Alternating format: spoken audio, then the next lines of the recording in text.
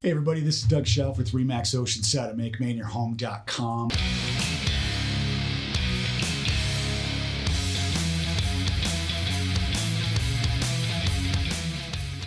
In this week's episode of the Make Maine Your Home podcast, I'm going to do a little reverse podcast here. I'm going over to see Casey Hamlin, and he wanted to interview me, so I thought this was entertaining. We're going to kind of flip the roles, let him ask me some questions, and let's see how it goes. So let's do this.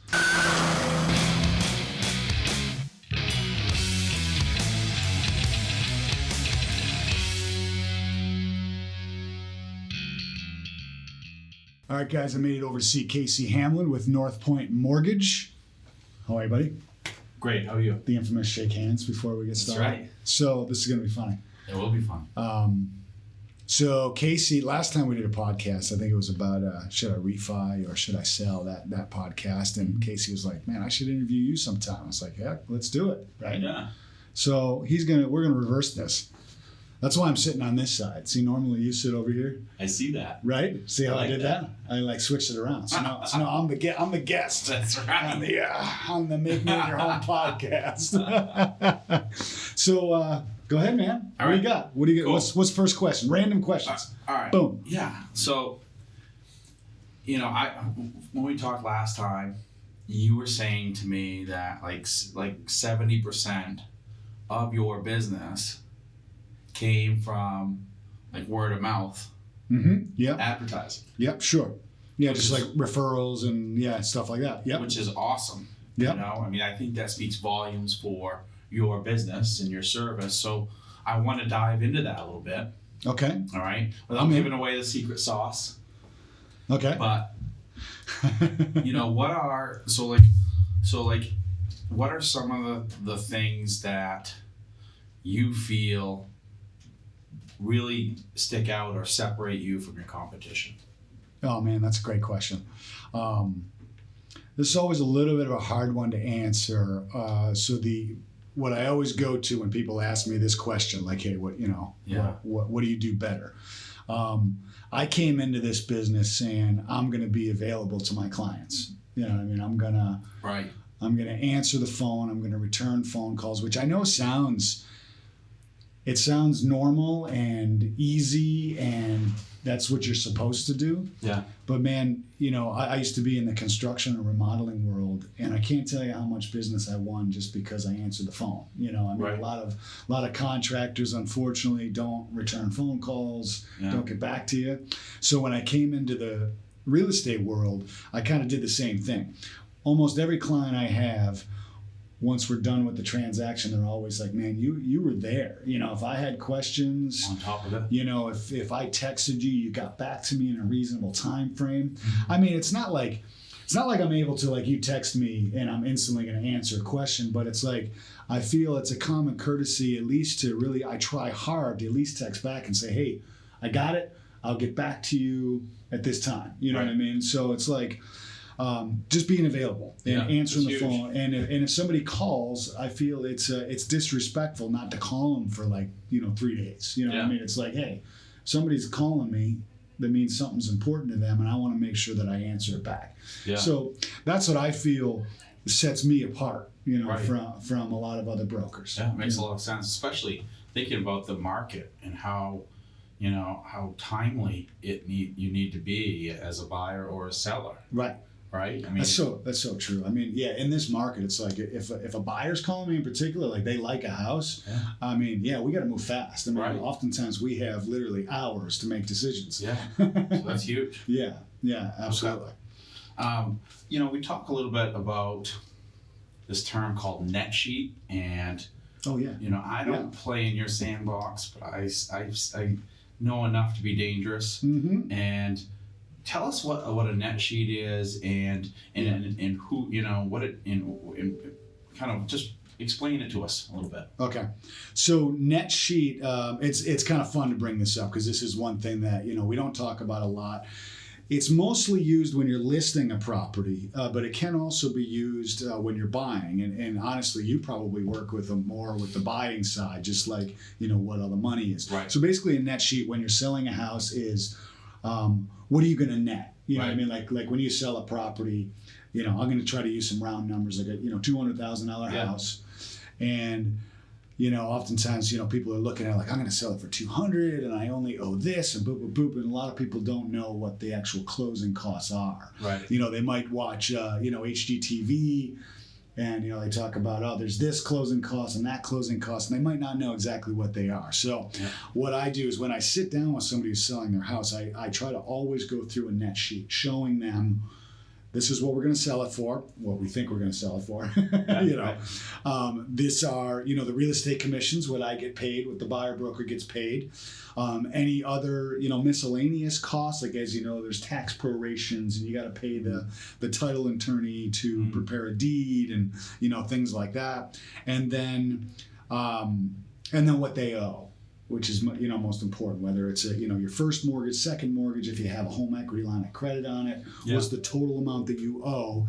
I'll put that in there. I got a little spreadsheet that we type it all in. Great. And then it spits out a number that says, hey, this is the check you're going to get. Hey, thank you very much. All right. So that's what I call a net sheet. I try to go through that with everybody. Now, when you're buying a house, it's a little different, you know, and you might be able to speak more to this. And actually, previous episodes, I think we probably touched on it a lot as far as your closing costs, you know, what are all the fees and all that kind of stuff. Right. And you'll do that a lot with them so they know exactly what they're buying the house for. Right. You know, I mean, price plus your closing cost. I think that's so important from a seller standpoint and a buyer. Just know your numbers. Mm-hmm. Yeah.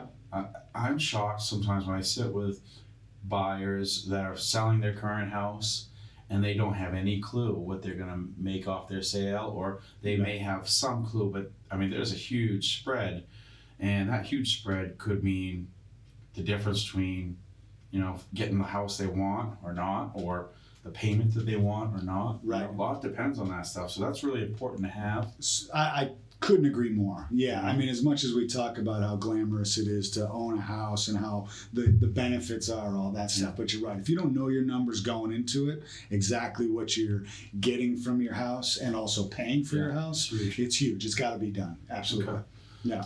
Let's talk to me a little bit about what a CMA is. Okay. All right. And you know what it means. Like if I come to you for a CMA on my house. Yeah. You know, like what does that entail? Yeah, sure. CMA is comparative market analysis. It might be a little, depending on your demographic, might be a competitive market analysis. You know what I mean? There's a few. You can insert a few words there for the C. Okay. So anyway, a comparative market analysis, or a CMA, is based, you know, in the I call it also a value report, just to keep it simple, you know, so people know exactly what I'm talking about. This is very important when you're looking at selling your property and when you're buying. Yeah. Okay, so it's very important on both sides. Okay.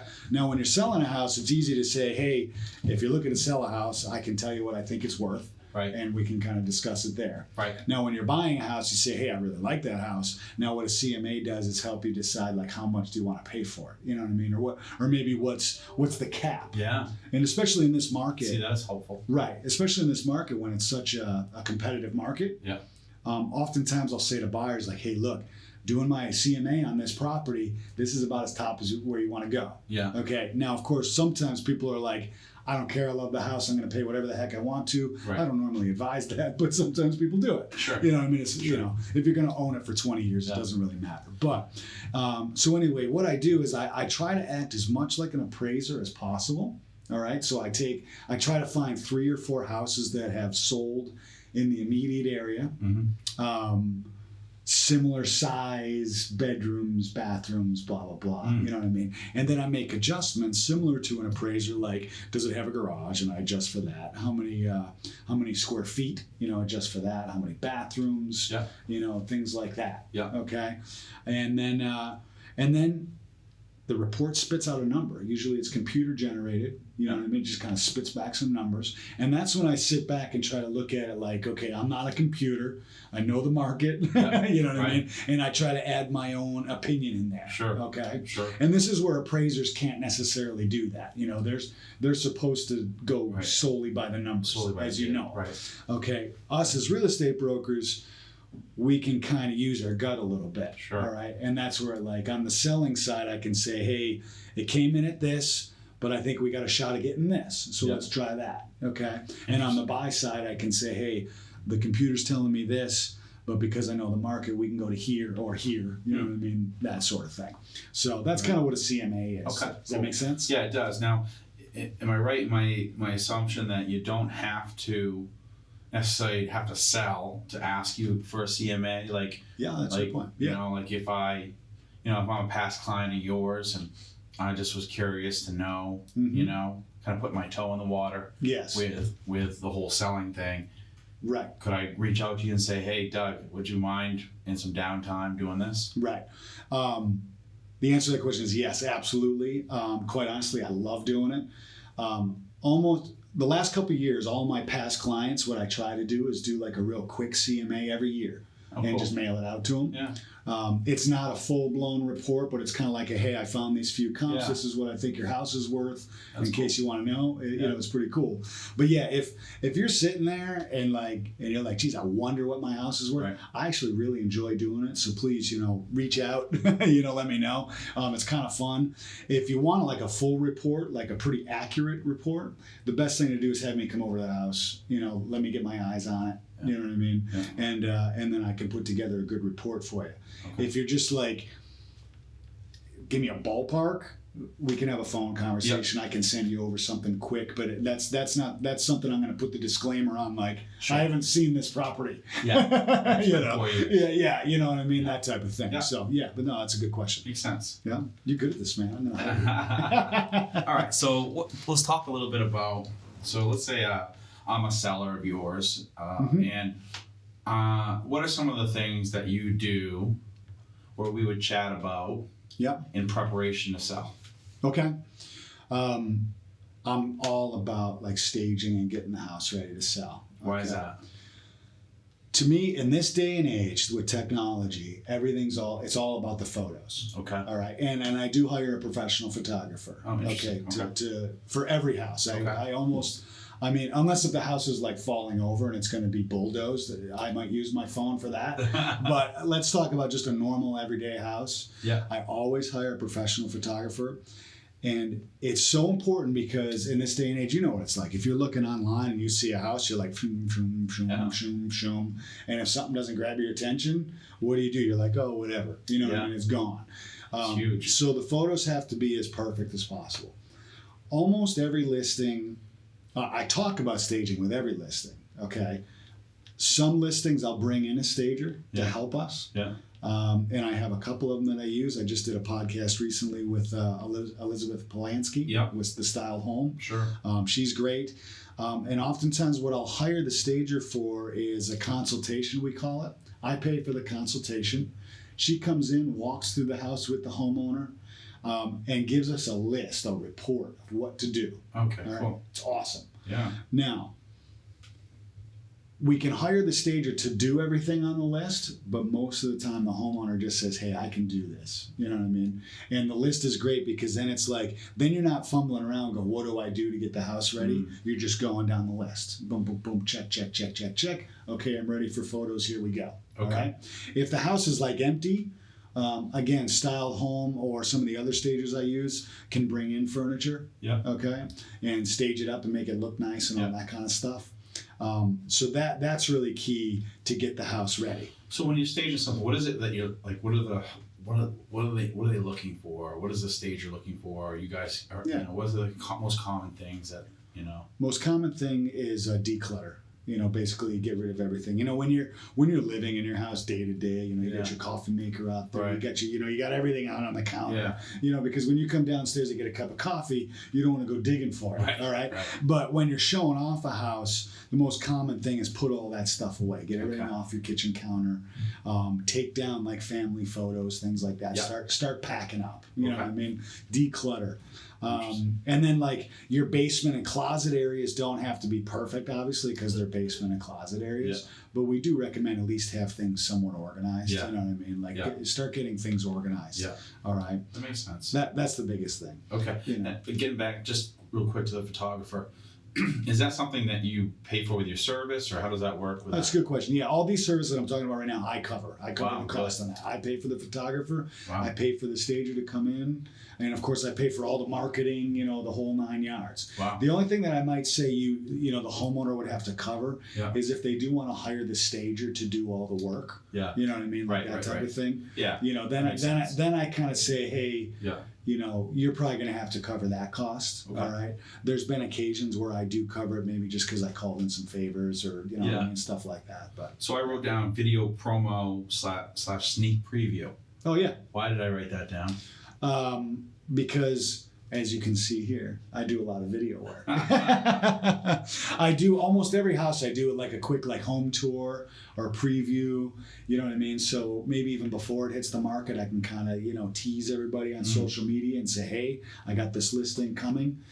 Because again, online, when you're just sifting through photos, that's all well and good. Like we do a good job to make that top presentation. Yep. But imagine if there's a video with me actually selling your house. You know what I mean? Then it brings it to another level. You know what I mean? And that to me is key. That should be done on almost every property. Interesting. Cool. Because otherwise you're just looking at photos. You don't have anybody talking about it. Right. At least in this, you got me talking about it. Yeah. And I'm the one that knows your house. I'm the one that's selling it. Right. Yeah. Because there certainly could be some things that don't show up in the photos that you can articulate in the video. Yeah. Exactly. In the photos, somebody might not know that. Hey, this house is. A half a block from Bug Light, right? Or Willard Beach, or what I mean, stuff like that. Sure. So Cool. it's a lot easier in videos to portray that. Absolutely. Okay. Yeah. Advertising. I wrote down. Yeah. You pay for open house advertising? Yeah. Again, I cover all advertising for the open house. Uh-huh. Typically, I'm the one at the open house. Yeah. Although as my team grows and stuff, we have buyer brokers, there might be other people there, but they're going to be fully trained and all that stuff. But yeah, typically I'm the one at the open house. I've had Casey at my open houses sometimes. For sure. So yeah, I cover the cost of all that. We usually bring flyers. Yep. Depending on the time of day or whatnot, we might bring some treats, cookies and stuff like that. But mainly we're there to show off the house and all that stuff. Okay. Yeah. Great. Tell me about your communication with your clients once they've maybe not even gone under contract, but I wrote down something called Touch Base Tuesday. Yeah, man. Talk to me about that. Love Touch Base Tuesday, and honestly, this is because of you. I've kind of followed suit with you. So if anybody follows me on social media, I do morning videos. Right. And of course, every Tuesday I do my Touch Base Tuesday. And really, again, I got that from you because when you and I started working together, 4 or 5 years ago or something like that, you have a great system of, when you're in a contract, when you got a deal going, you reach out to us every Tuesday, right? And give us an update. Oftentimes you give Stacy the update, our my transaction coordinator, but that's just like giving it to me. So like every Tuesday we get an update, and when we realized that you were doing this, because I don't even you didn't necessarily tell us about it. You just kind of like all of a sudden we were like. Seems like every Tuesday he's calling us. So that's good. So I was like, hey, that seems like something I want to incorporate in my business. So yeah, I call it Touch Base Tuesday because I think it's interesting. For me, I look out because I have listings too, like you don't have listings. Right. So I try to reach out to all my clients that are listing, to give them an update on, hey, this is how many views we've had. This is, I try to give that type of data. Yeah, exactly. Luckily in this market, listings sell so quick that oftentimes I don't have to give them those types of, updates. Yeah. But yeah, we look at listings, we look at everything under contract. Me and Stacy have a meeting, and then we go out and we try to update just like you do. Cool. All of everything that's going on. Why is that important to your clients? Man, it's important to my clients and me because it's like think about it. If you're trying to sell a house, this is a big investment. Let's say it's a $300,000, $400,000, $500,000 house. It's a lot of money, and you're trying to sell it. You're going to want to know what's going on. Yeah. Right? Yeah. And now, I do tell all my clients, like, hey, look, you should be getting a call from me or some sort of update every week. And they expect that. Yeah. And to me, when I say I'm going to do something, I want to follow through on that. So sure. I think it's important to both of us that, we get that done. Yeah. Well, I think it's huge, especially when you're talking people that are, most people, the sale of their house is going to be the biggest financial windfall right that they'll get in their life. Absolutely. So you get a lot riding on that. Yeah. So, and as you know, when you're buying a house, I mean, it's a big purchase. Even if it's I mean, I say only $150,000 house or only 200. I mean, only that's a lot of money. Yeah. I mean, I don't have a suitcase here with 200 grand in it. I'd like to, but you know what I mean. That's a lot of money, so it's a big deal. So I think being in touch with people, it's extremely important. To fill people in on what's going on. That's awesome. Yeah. Okay, and let's see. So you mentioned you have a team. All right. Tell us a little bit about your team. Well, right now, it's really mostly just me and Stacy. I am looking at bringing some people on. I'm looking to expand the marketing side of things. Looking to bring on some maybe a buyer broker. But right now, it's me and Stacy out there getting things done. In our office, I mean, we got Vicky. She's the office owner. Yeah. She's great. She helps us out with a lot of things and stuff like that. But okay. Me and Stacy get things done. Cool. We sell about 30 to 40 houses a year, or sides a year. Yep. And I think the average broker sells about 4. So I think we're doing pretty good. Something right. Yeah. So I think the two of us manage that level pretty well. Yeah. And so that's really our team. Stacy's awesome too. I mean, I know you. Yeah, I can vouch for that. And if any of my clients are watching this, how much I value her. Yeah. She really is. She's the behind the scenes, but extremely important. I mean. Yeah. I literally come in, and I got a listing, and I'm literally just like, hey, I got a listing. Throw her all the paperwork, and she just kind of smooths it all out and makes it happen. Or, hey, I just got, so-and-so just put a house under contract. It's like I'm literally able to just kind of throw her everything. Yeah. She's got checklists. It all gets done, and I mean, she's just amazing. I can't talk, more highly about her. That's great. Yeah. That's great. So. Cool. All right. What would be one thing that most people don't know about you? Just in general? Yeah. Let's see. I was going to say hockey, but I mean, if anybody watches my videos, they know that I play hockey every Friday morning. I play. I know exactly. I'm a musician. What somebody doesn't know about me? That's a tough. Oh, yeah. I got. You didn't see that one coming. Okay, I got one. My family really only knows this, but this is a joke around the family. All right. I'm a mama's boy. Nothing wrong with that, man. No, I love my mom, and that's it. It's a big joke around the family. I'm the mama's boy. Is that right? I mean, that's it. I talk to my mother a handful of times a week, and awesome. she lives down in Florida. That's awesome. Yeah, I call her every time I'm on my way to play hockey, and we talk a lot. Now, does your brother call you mama's boy too? He does. Yeah. And him and I always joke like, I'm the favorite son. And my mother's great. She's always says like I'm her favorite youngest son, and he's my favorite oldest son. So that's cool. There you go. That's fun. Cool, man. Well, listen, I've run out of questions. Awesome. I think you did a great job with it, and I appreciate letting us have a little insight into your world. Dude, thanks for doing this, man. You're a pro. You're a pro. All right, you ready? We're going to do, if you're going to make Maine your home, you don't have to do it alone. Right. You ready to do it together? You want to try this? All right, you ready? Do you know it? Yeah. Okay, 1, 2, 3. If you're going to make Maine your home, you don't have to do it alone.